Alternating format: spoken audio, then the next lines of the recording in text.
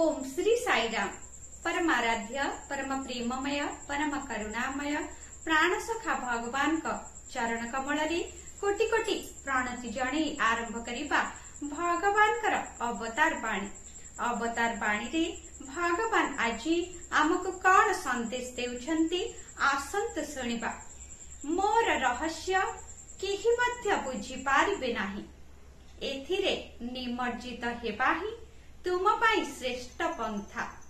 सपक्ष विपक्ष रे जुक्ति करी किछि लाभ नाही, बुड़ा एवं गभीरता कौन ताहा जान, चाख एवं स्वाद अनुभव कर, तापरे तुमे मोते निज मनबोध हेबा पर्यंत आलोचना करि पारिब।